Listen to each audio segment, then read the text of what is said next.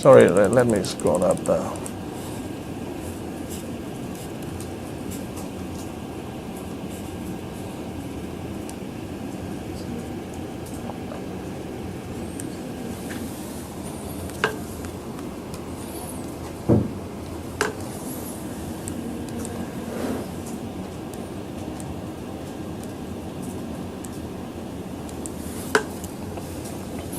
So the data file loaded in, any CSV data loaded in through read.csv data is represented as a class called data frame within R. So if you type class of that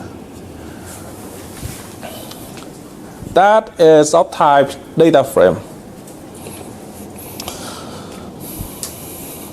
Data frame, I think from my knowledge, is something that was originally unique to R, and it was so useful that even Python, as they start to getting into data science and statistics business, their Panda package that is gearing to help a researcher with statistical analytics is also adopting the concept of data frame.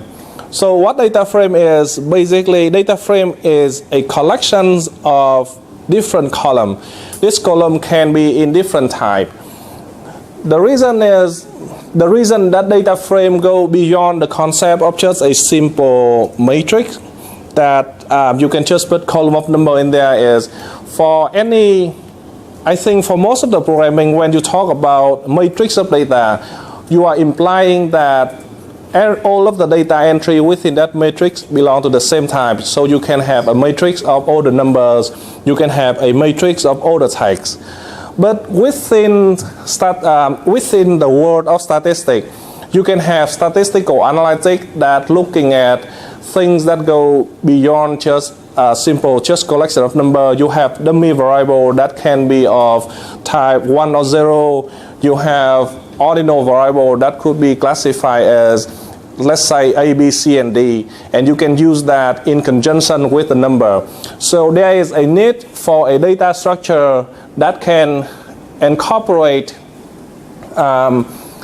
multiple variables of different type, and that you can use it easily within statistical function, and that is the data frame. So in order to find the dimension of the data frame, you can just type in dim, stand for dimension of that, and it gives you 6040.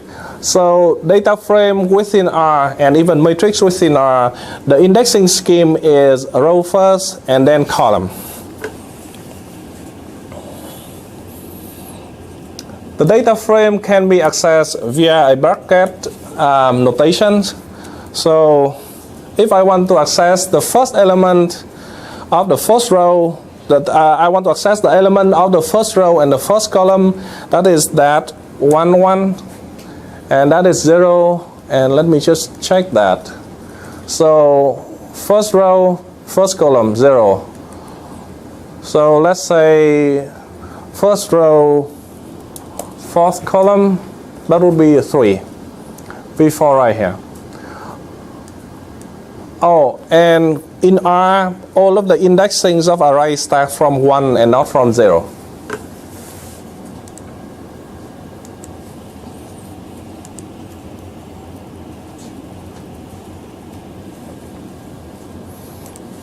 You can also use this notation to look at a segment of the entire matrix. So let's say I want to look at the first 10 column of the first 10 rows.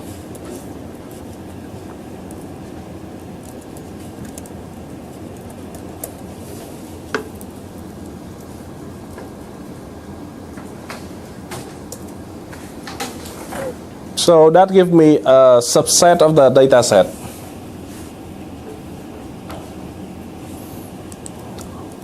Let's say if I want to look at the next 5 row, this would be going, I can just change the indexing right here, the indexing within the bracket, and I can go to different segment of the matrix.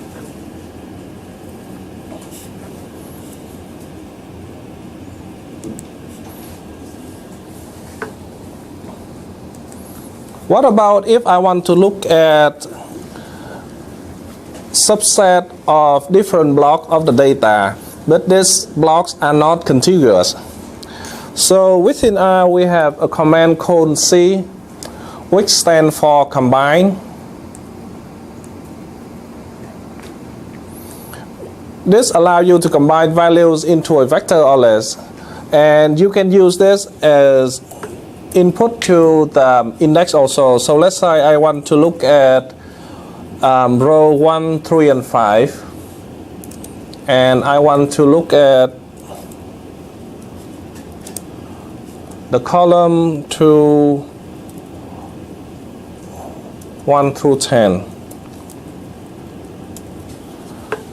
So you can see that it dissects and it put together row 1, 3, 5 of column 1 through 10.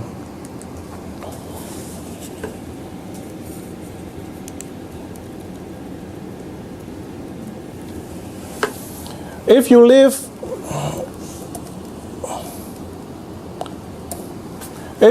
any of the row or the column portion of the bracket empty, it will assume that you are asking for the entire row or the entire column. So let's say this is row 4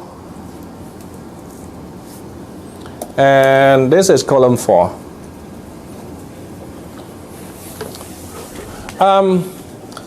A note here is that when within R and you are looking at, let's say, a row-oriented,